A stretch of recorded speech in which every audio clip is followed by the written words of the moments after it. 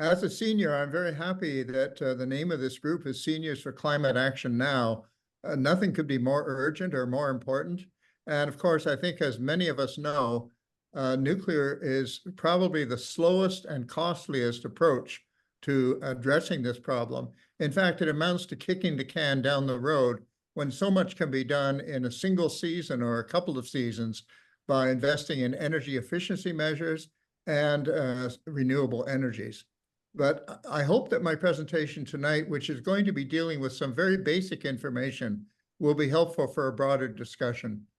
So the title here is Nuclear Waste Out of Sight, Out of Mind.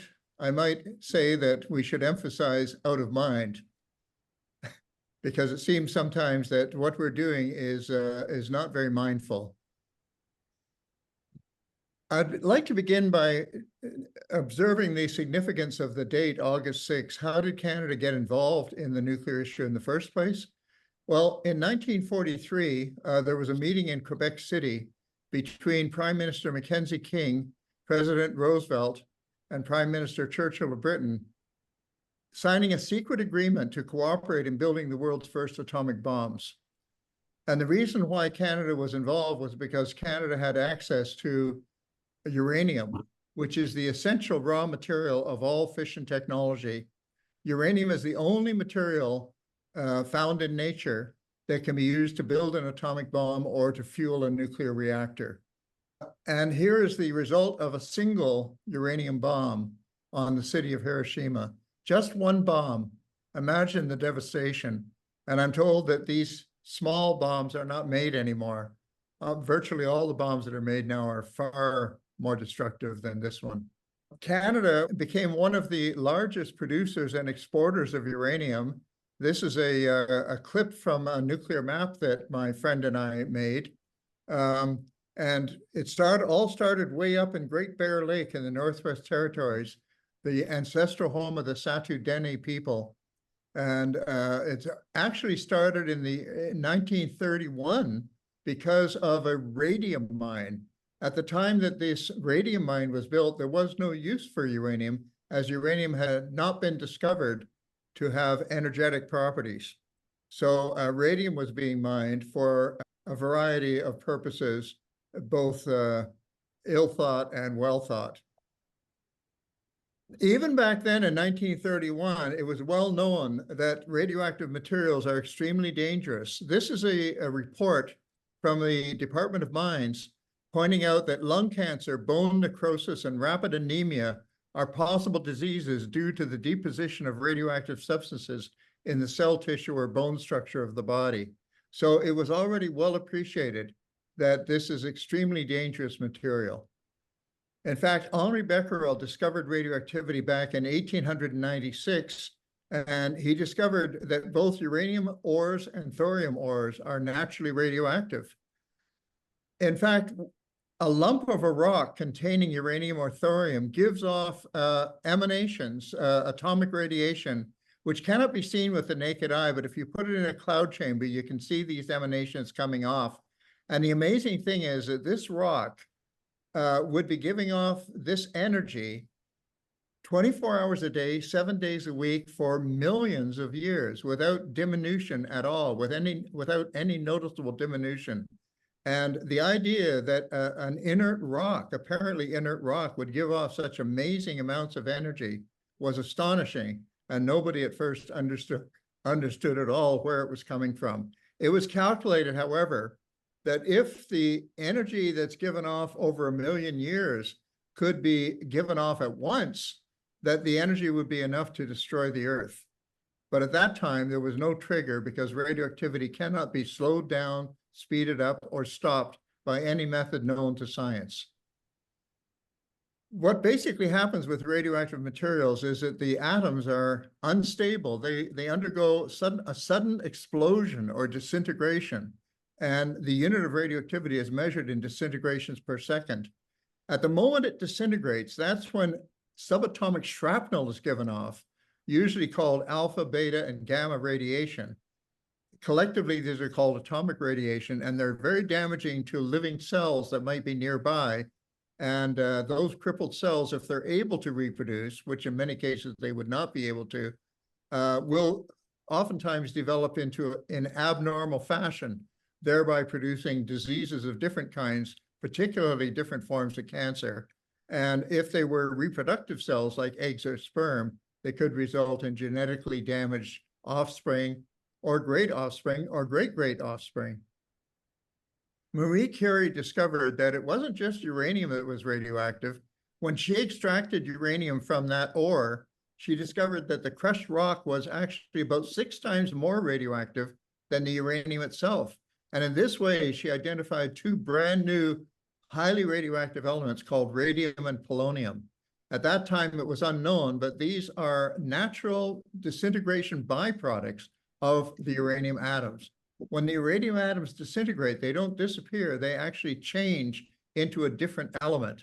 And that element is also radioactive, and it in turn disintegrates into another element. And this is called a radioactive decay chain. So they're like Chinese firecrackers in a way. The first one sets off all the others.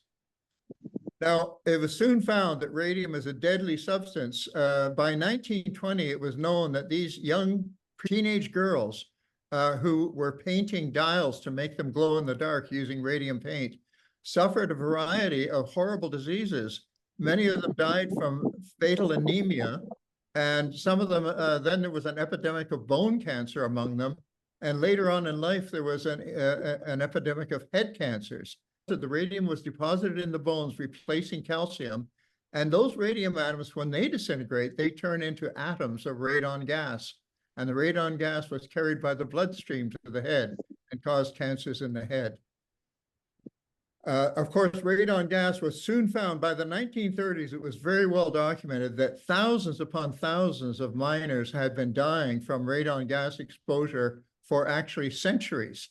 But nobody had understood the mechanism until radioactivity had been discovered. It was the radon that was actually causing this damage by depositing solid byproducts, notably polonium, in the lungs. Polonium is extraordinarily toxic. It is undoubtedly the most toxic element found in nature. It's more toxic than hydrogen cyanide by a factor of 250 billion, according to the Los Alamos Nuclear Laboratory. And it was the element that was used to murder Alexander Litvinenko in London, England, an ex-KGB agent who had fallen into Putin's disfavor. Now, here we have a wall of uranium residues in Elliott Lake area. This wall is about 30 feet high, about 10 meters high. And behind that wall is a whole lake of sand-like radioactive waste from uranium mining. 85% of the radioactivity in the ore ends up in these uranium tailings, they're called. And they will remain dangerous for hundreds of thousands of years. The effective half-life is 76,000 years for these radioactive wastes. Canada now has 230 million tons of this sand-like radioactive waste, and it's mostly left on the surface in facilities which are designed to prevent them from spreading too easily into the environment. It was only in 1939, which is just a year before I was born, that nuclear fission was discovered. It was suddenly discovered, much to everybody's surprise, that when a neutron is directed at a uranium-235 atom, that atom can actually split into smaller atoms, which are called fission products. And those constitute the bulk of the highly radioactive waste from nuclear reactors and the highly radioactive fallout from atomic bombs. The result of this is that energy is released. Nuclear energy is released more or less on demand. This can be controlled. You can control the neutrons. And the results are not only the fission products and energy, but more neutrons. And those more neutrons can magnify the result and give you a tremendous explosion, such as the Hiroshima bomb, or can give you a sustained chain reaction in a nuclear reactor. But in the process of doing this, we are also producing radioactive byproducts which did not exist in nature before. For example, one of the most prominent of these is plutonium. In fact, the first reactors were built for the express purpose of producing plutonium for nuclear weapons, and that goes for Canada as well.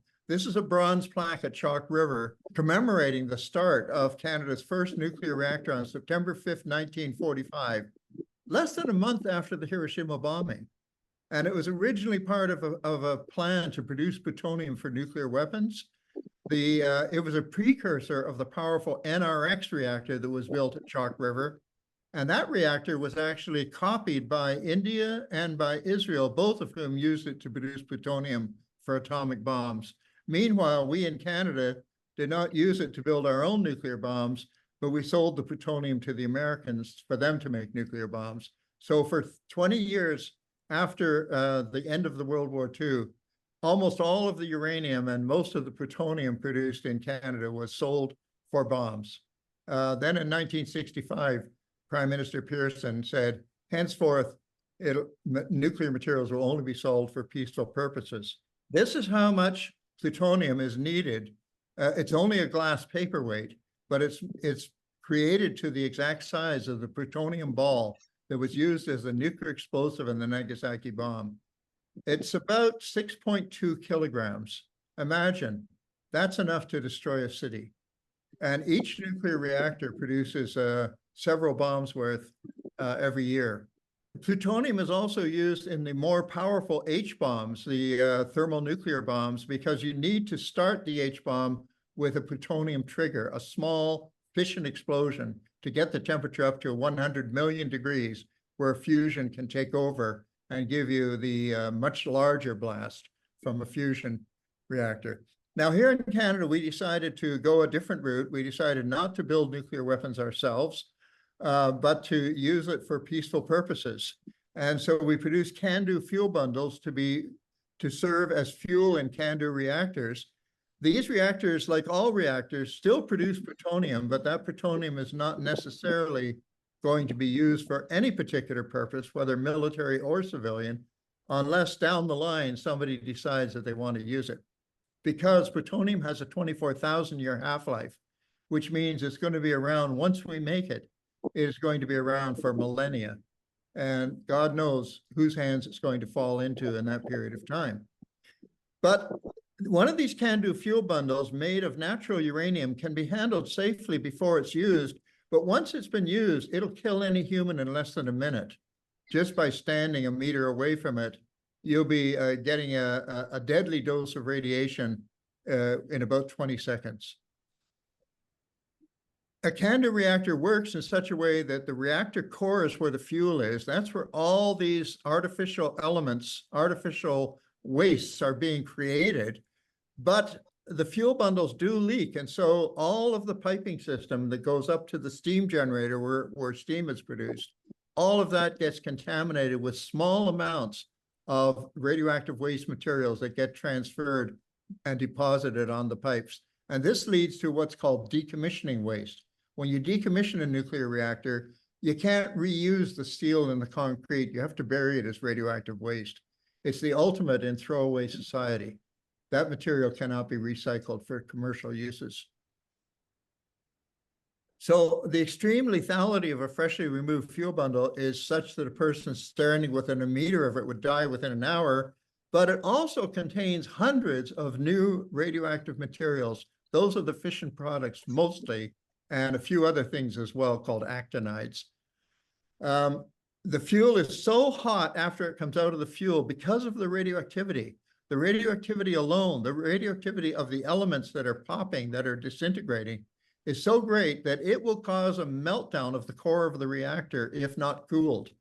So if the water is not there to pump the water through the core, even after the reactor is completely shut down, the core temperature will rise to the melting point, which is about 3,800 degrees Celsius, and the core will melt down. The fuel has to be kept in a pool for about 10 years, a slowly circulating pool, to prevent it from overheating and also to provide a radiation shield.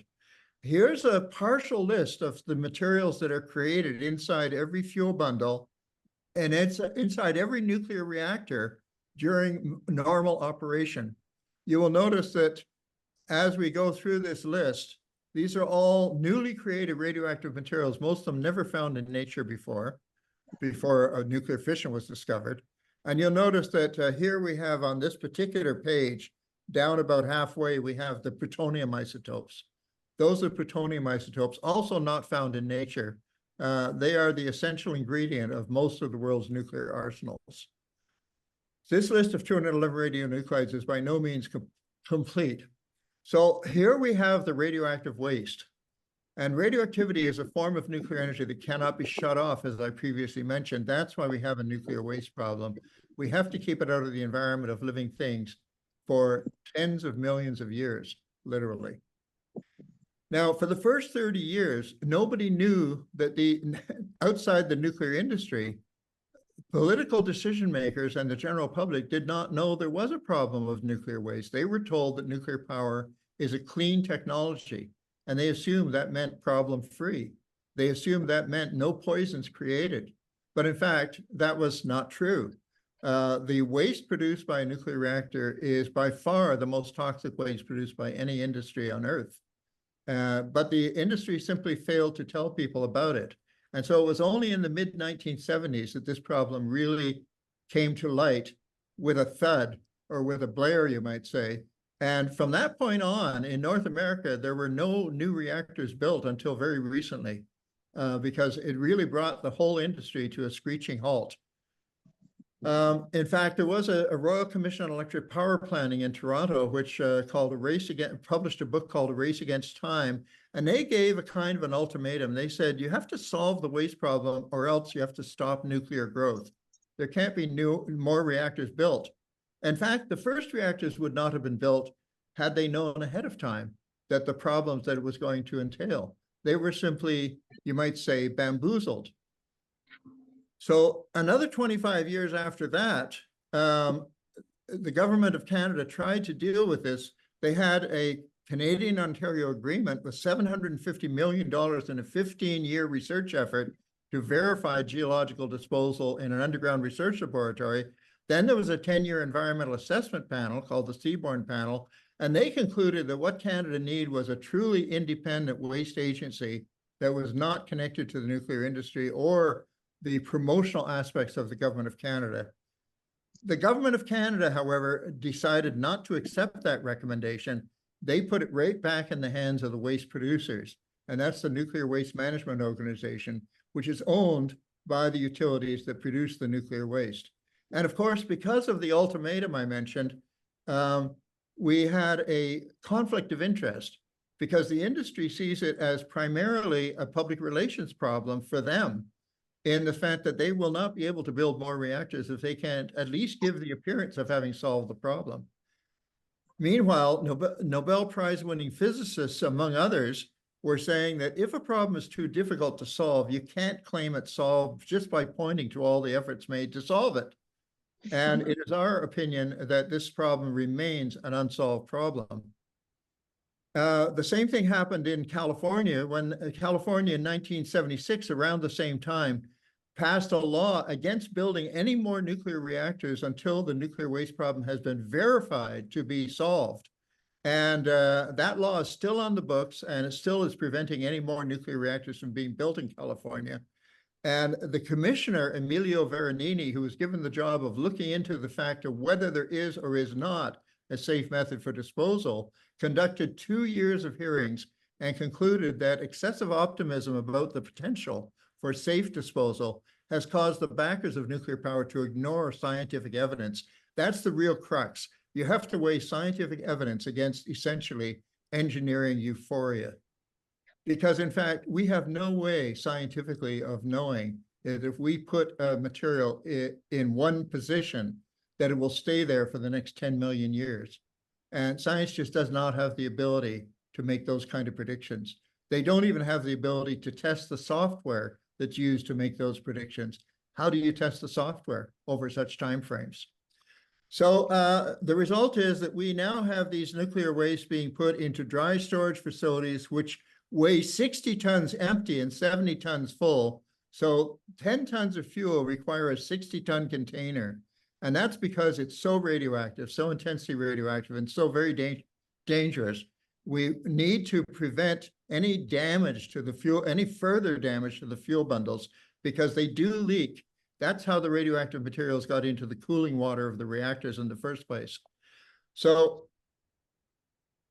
They're going to have to, however, if they're going to bury the waste, they're going to have to take them out of those dry storage containers and put them into transport modules.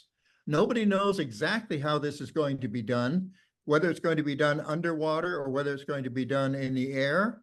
And nobody knows exactly the condition of these fuel bundles, how many of them are damaged, how many of them have corroded over the past 30 years, not only when they were in the reactor, but since they've been out of the reactor. Then they have to be transported over highways, public highways. There's going to be a lot of possibly further damage happening there. And then they have to be repackaged again into a smaller container, which is intended for burial. All of this handling of the fuel is dangerous because the fuel is actually the container. The fuel bundle is the container of the radioactive materials inside. Any small damage to the fuel bundle, cracks, pinholes, fractures, or crushing would result in either small or large releases of radioactive materials. They go out through the cracks and through the holes. And the same thing happens, of course, underground. In order to transfer the irradiated fuel from the transport containers to the burial containers, they're going to have to use robotic equipment and hot cells, which have 3-foot thick leaded glass to protect the workers from the blast of gamma radiation and neutron radiation. But all of that, of course, is a perfect setting for mistakes, for errors, for accidents. Nobody knows exactly how well this is going to go. In fact, even the nuclear industry, the NWMO, seems to be unsure about how they're going to proceed precisely. There is one other thing that is worrisome, and that is that there's a growing chorus of voices from the industry saying that, you know what, we shouldn't really bury this stuff without getting the plutonium out first, because that plutonium could be more nuclear fuel to run more nuclear reactors and produce more nuclear waste, but to produce more energy for society. So the problem here is that the intense radioactivity of the waste makes it impossible to access the plutonium. That's a good thing. So criminals and terrorists can't just walk off with a fuel bundle. They'll die before they get out the door. But if you build what's called a reprocessing plant, then that's the purpose of that is to extract plutonium for civilian use. But just as easily to go out the front door for reactor fuel, it can also go out the back door into bombs. So this is a very serious proliferation risk. So serious, in fact, that US President Jimmy Carter banned plutonium reprocessing in the United States of America. So nuclear waste has gone through 3 stages. Stage 1 of denial. The first 30 years, nuclear energy is clean, no waste.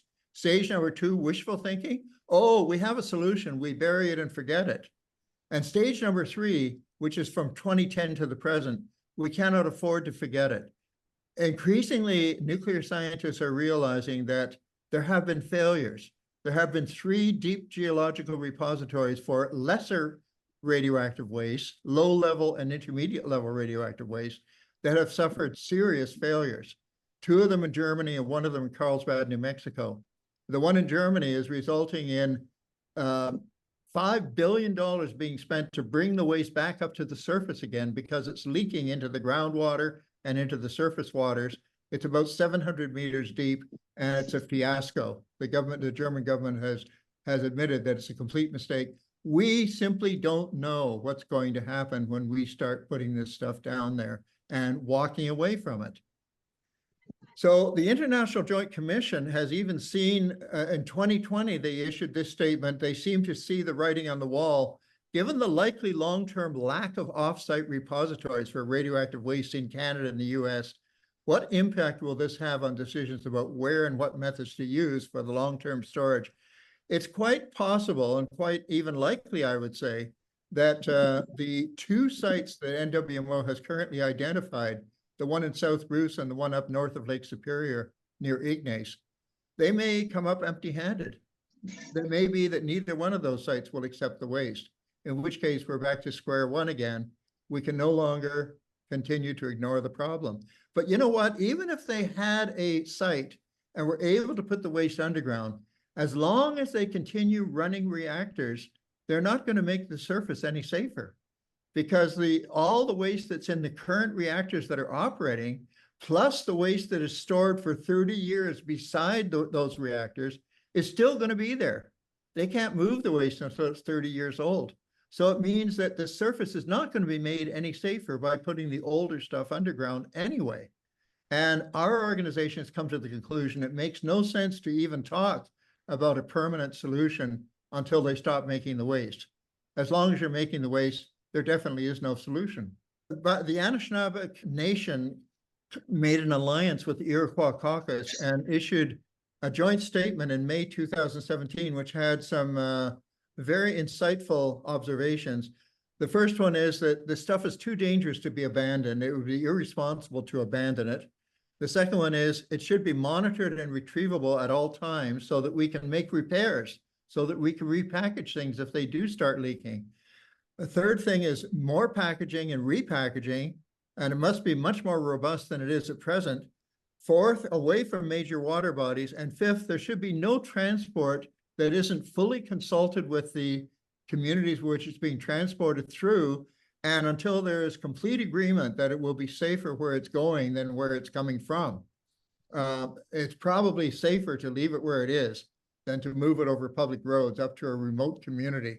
The problem with these fission products is that once they get out into the environment, they go into the food, they go into the water, they go into the air we breathe. And at that point, there's very little you can do about it. You can't even detect it unless you have the right equipment. And that's not an easy matter. What we're talking about here is not external radiation so much as internal contamination of the body with such as the radium girls where the radium went to their bones, or such as the ex-KGB agent where the polonium went into his soft tissues. What we're concerned about here is pollution with radioactive materials. Out of sight, out of mind is, in my view, not a solution. In our view, problems are not solved by pretending they do not exist. Illusion is not a solution to pollution. The appearance of disappearance is not good enough. We should begin by stopping the production of more waste. The concept of rolling stewardship was introduced by the U.S. Academy of Sciences in the context of safeguarding other persistent toxic materials. It is an intergenerational approach based on honesty and frankness. We begin by admitting that abandonment is not a solution. The alternative to abandonment seems to be rolling stewardship for the foreseeable future. That means that rather than putting it underground in such a way as to create amnesia so that future generations will not even know what legacy we have left them, where there's no transparency, no education, no consultation, no alternatives, and no remediation. Instead, we have a new nuclear waste policy based on frankness, admitting that we have no proven solution. An alternative to abandonment is rolling stewardship for the foreseeable future. It's an ethical waste management scheme until a genuine solution is found. And that means that we continually retrieve and repackage and monitor this waste, always improving it from generation to generation and never giving up the search for a genuine solution, which would be actually destroying the waste. Now, for example, if there was a magical way of transporting the waste safely into the center of the sun, that would destroy it. But we do not have the technology to do that with. That doesn't mean that we should give up. These wastes are no older than I am. In fact, they're not as old as I am. So we have lots of time to think about this and to consult frankly with future generations and to think frankly about where we're going with this whole radioactive waste question. So I'm sorry that this is not very illuminating with regard to our current political situation, but I do hope that it gives you some background information that may be helpful. Thank you.